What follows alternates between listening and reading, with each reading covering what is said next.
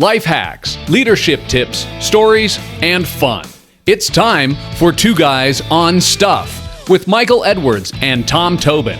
They're executives, entrepreneurs, and great friends. And this is a conversation about values-based, purpose-driven leadership that can transform you, your organization, and the world.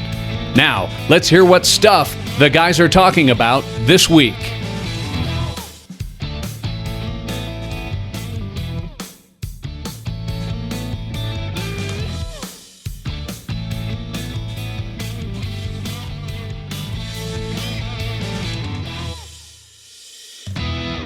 Welcome to Two Guys on Stuff. I am your host, Michael Edwards, and I am joined by my good friend and co-host, Tom Tobin. Tom, how the heck are you? I'm doing awesome. This is so cool. You guys have to spend more time visiting Virbela. This is going to be an exciting podcast today, but just super wild. That we're standing here in our avatars, and it's a great place. So I know you guys are going to love this session today. Yeah, for those of you watching on our YouTube channel or watching the video episode on Spotify, you'll notice that Tom and I look a bit different. We are actually recording this episode at the Virbela campus. Virbela is a virtual world used by governments, educational institutions, large companies to provide a office type feel in a virtual environment. So kind of, Tom, I'm a gamer, and give me a rifle and I'm good to go here.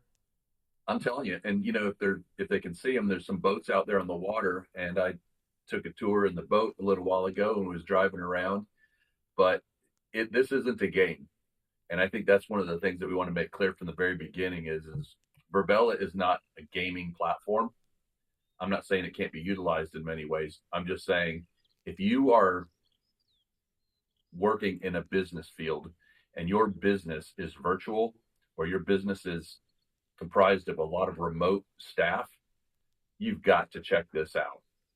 I think about it in the context of when we were still in private practice, and we had well over 100 employees at about 450 different client locations across the nation, and we were having to share things by Dropbox, and we were having to have quote unquote virtual meetings that was really just a Zoom meeting.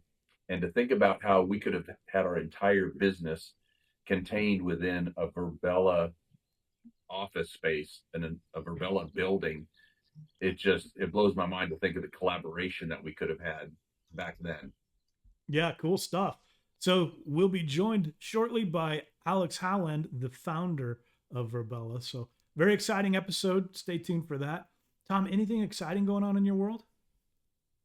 Yeah, I'm getting ready to start with a new client, and hope to be getting with them pretty soon. Next week we're going to Boston, taking a week off and enjoying just a trip to Boston to visit some friends of ours, and then that's the next couple of weeks. And so right now I'm enjoying life. It's been great. That's fantastic. Yeah. What about you? Not a whole heck of a lot going on. Ha ha ha. Yeah. Knee deep in getting that app out the door. I hope to have some alpha testing here pretty soon. It's going to be pretty slick and really a game changer in how job seekers look for jobs.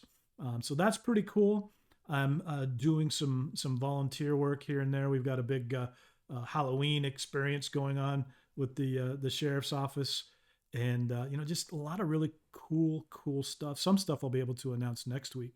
We've got our part 2 of the franchise episode coming up. That will drop on Monday. That'll be pretty exciting, and then this episode will go out the following Monday. So lots of Awesome. Exciting stuff. Fantastic. We're looking forward to seeing some updates soon. And, we're just right now, we're waiting for Alex to join us, and we'll be meeting with him in his virtual offices soon. So how about if we go ahead on in, Michael? Let's do it. So y'all come with us as we. This is the virtual office. This is the Virbela world, and as you can see, you walk in, you create your own avatar. Funny thing though, Michael and I did not plan this, but we ended up being almost twins, and that I think is pretty funny. That we picked the same hair color, the same beard style, um, but there are probably millions of combinations of things that you could choose. And then as you look around, I mean, it's like you're walking into an office. You're walking into a building. We're walking into a company's space. And there are boardrooms over to the left, there's offices to the right. One of the things that's really cool is if you walk over with us, right here, when you walk into a blue surrounded area, walk in here with me, Michael. And what that means is that you just entered a private space. So now Michael and I are having a conversation that other people can't hear. I could sit down on the couch and Michael could talk to me, and we can sit wherever we want. I could But dance. I could backflip. Look at this. Woohoo! yeah, and for those of you that watch us before, you know that neither one of us could do that. So, as a matter of fact, Michael, here comes Alex right now. All right. Hey, good morning, Hey, Alex. Alex. Good morning. Is this the Blue Good Shirt morning. Club? It is all the cool kids wear blue. Yeah, we're actually recording now, Alex. We've been waiting for you to arrive to your virtual office, and we're recording, talking to our guests, and took them through a virtual walkthrough of the building so far. Awesome. Hope they're enjoying So, where would you like us to meet you? it. Wherever we're comfortable. If you want me to go in our office, my office, or Michael's office. Let's hit your office. This is a really cool environment, but the waterfall you can actually hear, and it might come off as static on the podcast recording. So let's run into your office real quick.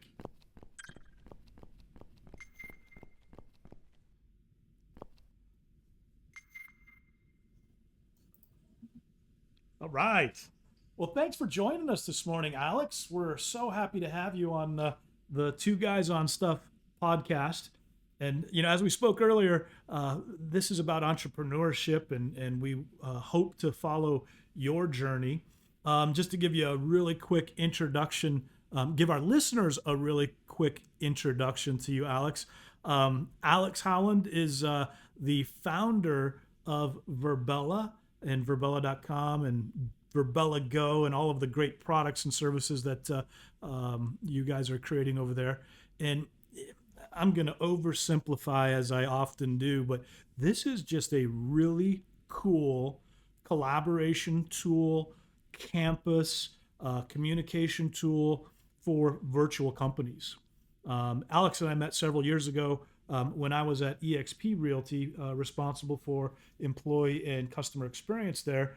Alex and I got to work together on all kinds of fun things, particularly as it related to employee experience. And I really feel like Virbela changed or at least enabled that company to have tens of thousands of agents worldwide and still have that wonderful group feel. So, Alex, I know that that was very brief. Tell us a little bit about yourself and a little pre-Virbela, then we'll jump right into Virbela. Yeah, great. First off, thanks for having me, and I love the idea and name of your podcast. So thanks again. So I'm Alex Howland, born and raised in a town called Dartmouth, Massachusetts, and actually before founding Virbela, I was pursuing a PhD in organizational psychology.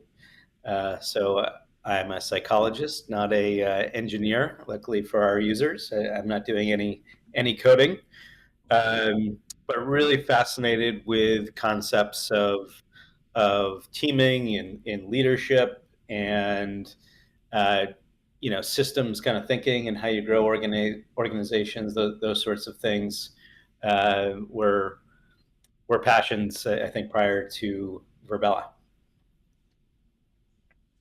Yeah. So Michael and I were talking about kind of your beginnings, and how you were coming out of a degree in psychology and then kind of became this accidental entrepreneur. And so you're seeking to become an organizational psychologist, and then you end up founding a tech startup. So can you take us back to the PhD days when you thought you'd be coaching executives, not writing software? How did a psychologist end up creating a tech company like Virbela? What was that leap like? Yeah, there were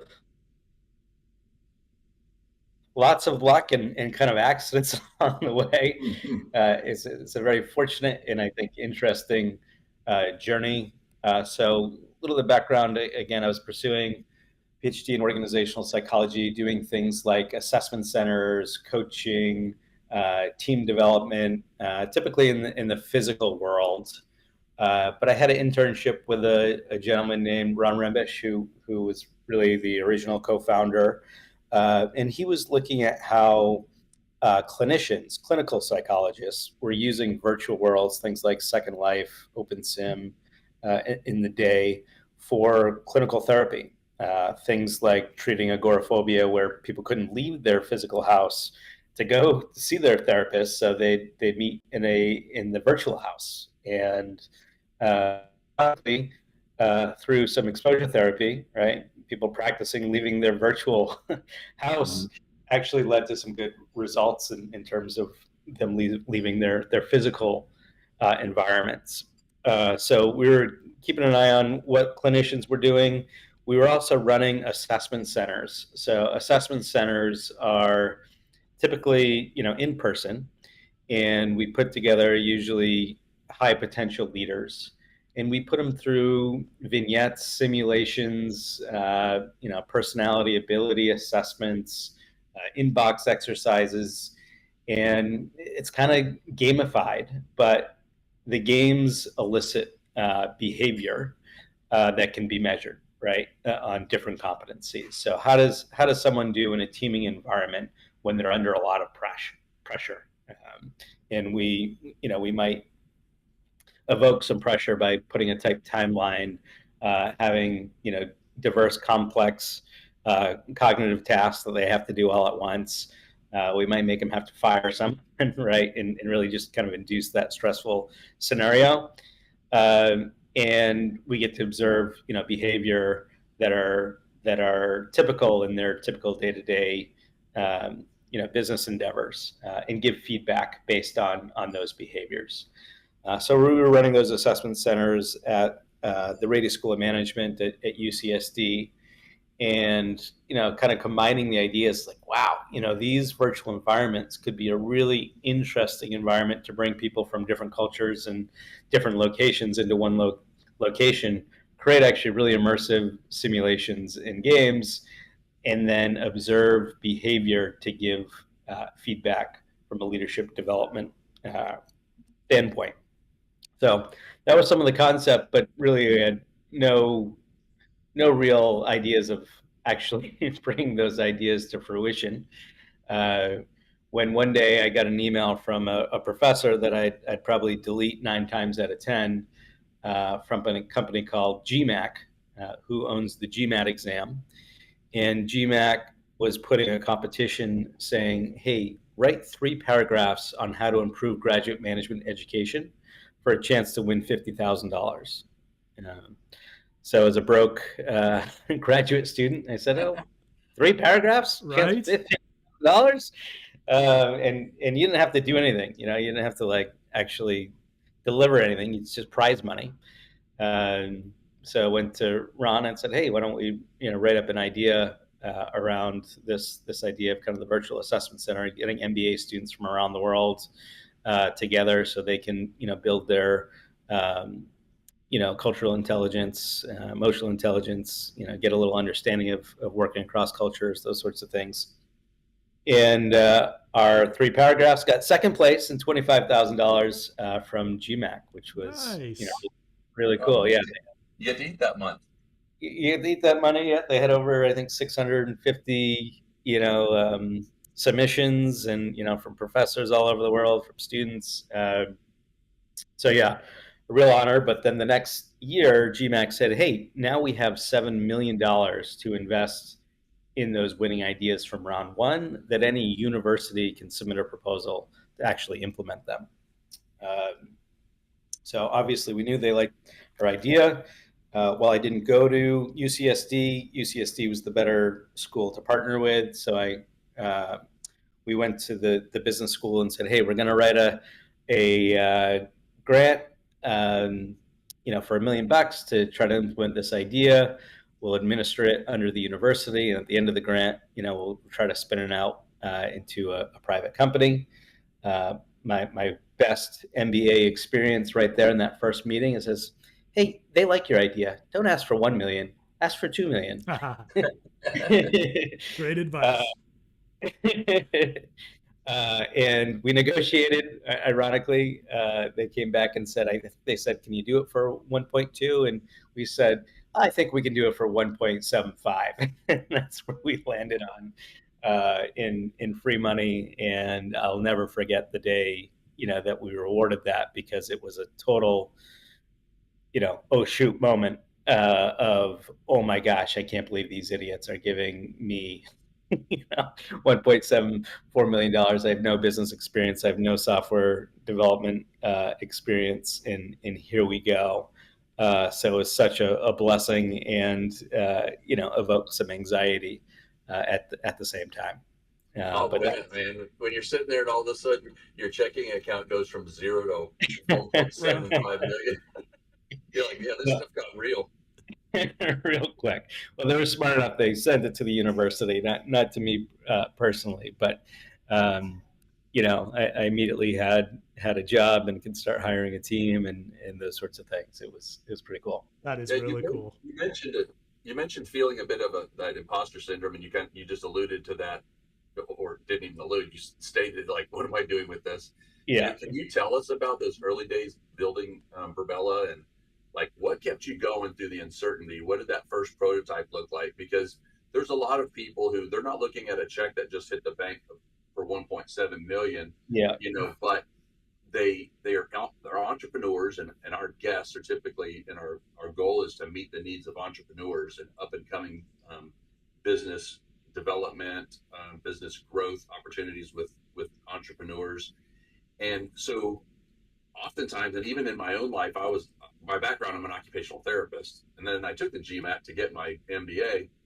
And early on, we would have a large company say, well, are you going to be able to do this in our organization? And my first response was, yes, absolutely. And then my business partner later would say, okay, now how are we going to do that? I'm like, I don't know. I'm the sales guy. You're the operations guy. That's your job. And so I'm always curious about, like, when you're sitting there and you get that first big opportunity, how did you handle it? Tell us about that uncertainty and kind of going through that first iteration. Yeah. First off, I think the imposter syndrome doesn't actually go away, and it's probably just as strong today as it was those early days. So interesting experience. The older that you get, the more you call it humility, and that's a good thing. But yeah, and back then too, ignorance is bliss in a lot of ways. You don't know what you don't know, and you just go after it. Some of those early days, the focus was finding really good team members in building strengths around my weaknesses, and particularly I have no software development perspective, not just writing code, but managing a team, designing a product, those sorts of things. I had none of it. So was very fortunate to find who I consider other co-founders in Sheldon Brown and Eric Hill. Eric Hill is my current partner and has been the CTO since the beginning. And they were experts on the software development side. Really allowed me to focus on the vision and the value we wanted to provide, and then put trust in them to build some really, really great software. And then, I think the other pieces are just patience. You know, things took a long time. Of course, having that initial investment took some pressure off from a time perspective. But once that money ran dry, which it did in the end of 2014, pressure came back on from a time perspective. But just like I found some really great folks to surround myself with, also found some really great initial customers, right? Who just really believed in the vision, understood where we were from a product development standpoint, and were willing to lean in. So that was really helpful and supportive in those early days. Our first event ever was extremely ambitious. Still probably the coolest event we've done in Virbela to date. Happy to go into that at all if interested. Yeah, Love to absolutely. hear Help it. us, yeah, bridge that gap and talk to us about that. Yeah. So part of the delivery of the grant was running some events with some MBA students. So our very first live event in Virbela was running a global business simulation competition where we had 32 MBA students, some of the from the best schools around the world, and we embedded a really complex training simulation. There's a third-party training automobile manufacturer simulation into the virtual world. And we had these 32 MBA students on teams of 4, so 8 teams of 4, where no two members were from the same university or country. So really globally diverse teams interacting over 16 hours of gameplay in 4 different sessions. That is pretty amazing. Income for actual $50,000 of real US dollars. So quite ambitious from we hadn't made sure it worked across California yet, never mind the globe, but we went for it, and it was really fascinating. We had organizational psychologists in each room facilitating the teams and doing assessments like they would in an assessment center. And we had people screaming at each other. We had people sneaking behind each other's backs to manipulate variables of the simulation without their teammates noticing. We had avatar hugs, even though the avatars couldn't, actually kind of hug. They'd slam together. It was like watching reality TV in Virbela. Super, super cool. We published some academic research articles on it and whatnot. Really, really interesting use case that maybe I'll get back to later in the conversation in terms of our vision now. We couldn't quite figure out how to make that business model work because we didn't own that other simulation. So we had cost on top of cost on top of cost. So it was tough to find a business model that was palpable to customers. But from a learning engagement standpoint, oh my gosh, absolutely powerful. That sounds like fun. That would have been great to watch. Yeah. And these MBA students, their business acumen was like 50x mine. So like they knew how to play the game way better than I understood, the simulation. And basically they played over 16 quarters, and each quarter was say 20 minutes, right? They had all these variables that they can manipulate in the sim, and then the sim would refresh and show the quarterly results, and then you'd see the losing teams would have long pauses of silence, and then the winning teams erupting in excitement and get right to work on the next quarter. So again, really opportunity to see the business acumen as well as the leadership elements, the cultural elements, how they handle pressure, time pressure, how they handle, poor quarter and those sorts of things. Wow. It's Can I ask you a question about that? Like what, this is a springboard off that question, but what was there one or two things that just really, not just stood out, but just really shocked you about human behavior in the context of that situation? Because when you're saying that they're yelling at each other, I'm thinking, if I'm in a room with people physically, it's much easier for me to show that I'm angry, etc. If I'm in a virtual world, I have to physically touch the keyboard and do my mad emoji or whatever the case may be. Yeah. Like, was there anything, one or two things that just really stood out to you that shocked you? I remember one woman screaming, "I know this is just a game." Cognitively aware, she's in a game. This isn't the real world, but still screaming, "But nobody is listening to me." Just like, absolutely, kind of erupting. So, you think how people are often developed or, hired, right? You think of a standard interview, right? Yeah, And the amount of impression management that can happen because the situation isn't all that cognitively complex, right? right. When you add all these variables, in these simulations and have multiplayer or whatnot, the impression, our ability to impression manage, because we're balancing so many cognitive complex things, is reduced. So what we find is our kind of our true personality, our true style shows up, and that's what's so Mhm. powerful about these assessment centers. So what was really cool to see and hear from other org psychologists who frankly had way more experience than I had, they were like, we think we can get just as rich data, in this environment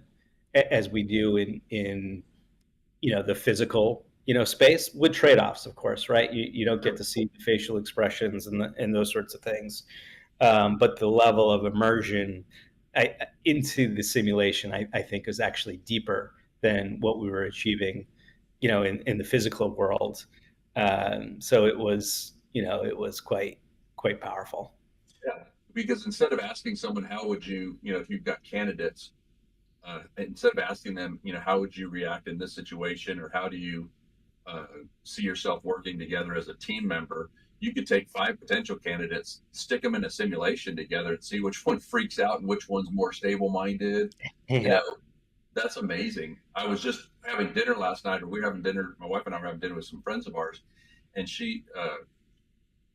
the the woman in the friendship, I'm just trying not to say names, but she just took a job recently as a VP for a talent acquisition business, and she was walking through some of the things that have been impacted by AI and how they're utilizing other forms of AI to leverage understanding people's behavior.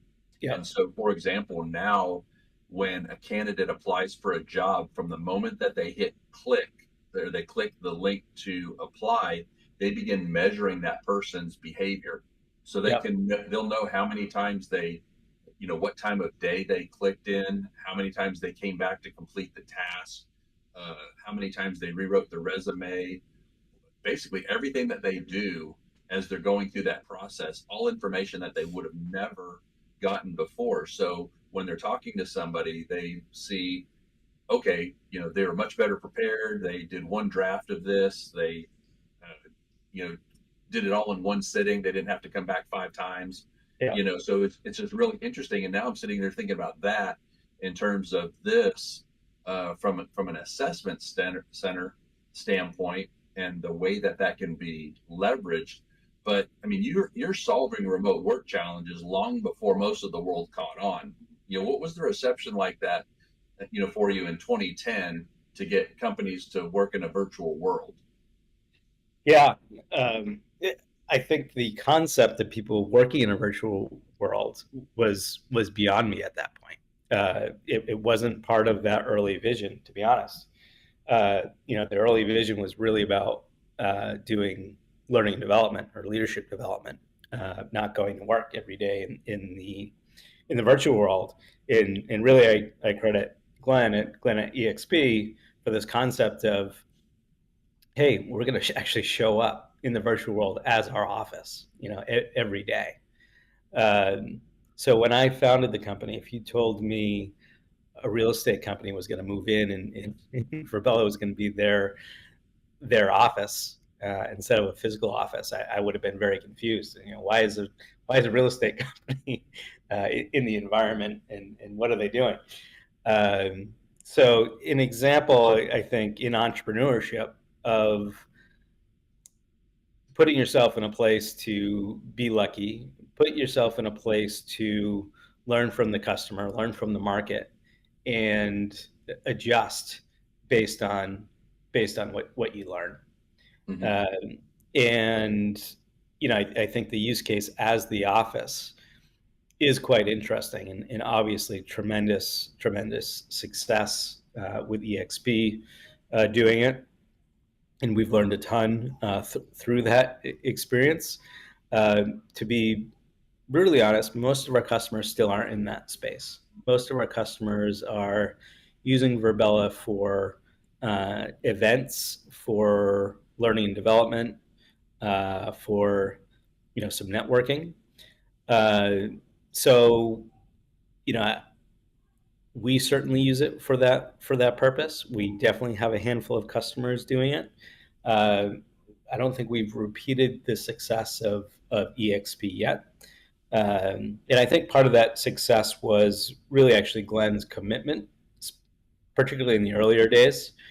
If you wanted to meet with Glenn, there was only one place you were going to meet with him, and that was in his virtual office, right? So he really set the cultural standard from the top that this is where we meet, and this is where we collaborate Mm-hmm. as an organization. That was interesting when I joined EXP. Prior to EXP, COVID hit, and I was doing a bunch of consulting, and most of my meetings were Zoom and Google Meets, and going into Virbela from that video meeting environment, it was so different. I have to admit, I was apprehensive at first because you're thinking, oh, I'm going to go in a video game, whatever. But the collaboration that takes place in the virtual world, it was just amazing. And having the ability to have that spontaneous conversation, the water cooler conversation, which, a lot of times culture's built around the water cooler. So, for organizations who are camped out in a video call all day long, or just using video when they need it, that cultural element is missing. It was just amazing jumping into the Virbela campus at EXP, sharing conversations, sharing whiteboards. Funny story, I had one of my team members create a Bevo asset. If you're not familiar with the University of Texas, Bevo is the Longhorn mascot, and we plopped that Bevo in the middle of the hallway next to my office, and it became quite a conversation point and a place where people would stop, poke their head in my office and talk. And it was really interesting. Is I took a snapshot of Bevo out in front of my office and said, "Doesn't everybody have a life-size Bevo in their hallway?" And the actual University of Texas mascot LinkedIn account commented on that. So that was pretty cool. Mostly because they felt sorry for him, Alex. Yeah. Tom's an Aggie, and they're finally having a good year, so he gets a little jumpy. Exactly.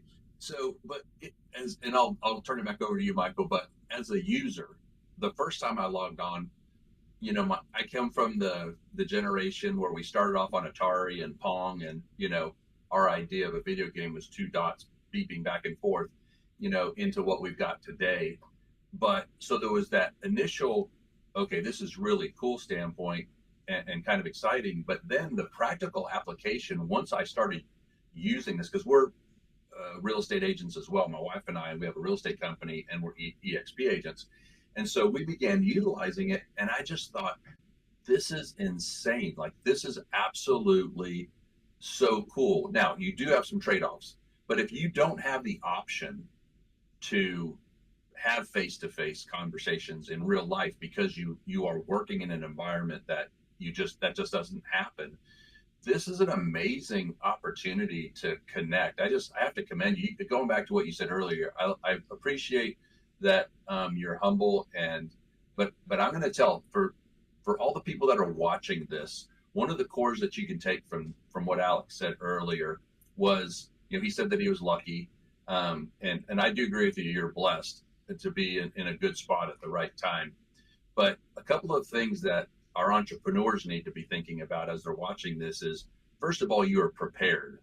You may not have known that you're going to get a $1.7 million check, but you were prepared and you were agile. You were willing to shift. And so many people are so locked in the ways that they do things that they're unable to shift. And then when you're talking about Glenn setting the tone for what the culture will be, that's the leader. I mean, I know that you said you didn't know how to do the tech piece of it, but I doubt if very many architects would know the first thing about swinging hammers and cutting boards, but big buildings are built based on their ideas and their framework. So I just want to commend you on that. And while I appreciate your humility, for our listeners, for people that are watching this today, you really need to be thinking about that as an entrepreneur, that be ready for that first big opportunity and be prepared to shift a little bit. Don't be so rigid in the way that you're doing things that you lose the opportunity. Because imagine, Alex, if all those years ago, you would have said, I don't want to take the time to write 3 paragraphs. What's the likelihood I'm going to get a $50,000 grant?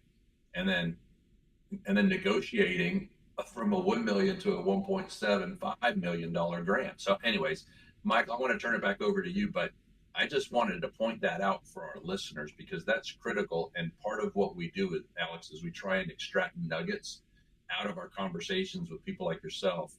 And even as I sit here, I'm thinking about all the organizations with which I'm still connected or used to be connected, that this would be a perfect place for their business to build its corporate offices.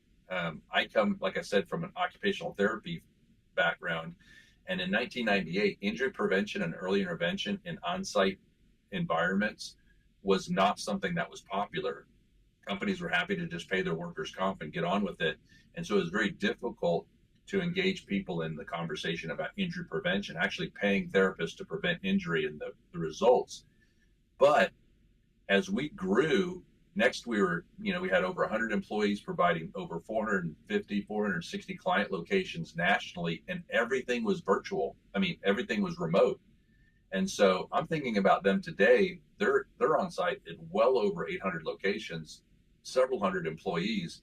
And I'm thinking this would be a perfect place for them to collaborate in a way that they can't now versus using some traditional software that people may be familiar with. I won't name names, but some of the collaboration software that people use that essentially end up being, shared folders and shared chats and stuff like that. But in any case, I'm not trying to sell your product for you, but I appreciate it. For our listeners, though, if you're a CEO and you're managing a remote workforce, you need to be contacting us. Let us get you in contact with Alex or contact Alex directly. But Michael, I'm sorry, I went off on a tangent, but I just think that people really need to step back if you're an entrepreneur and be prepared to rethink what you're doing in case that opportunity presents itself.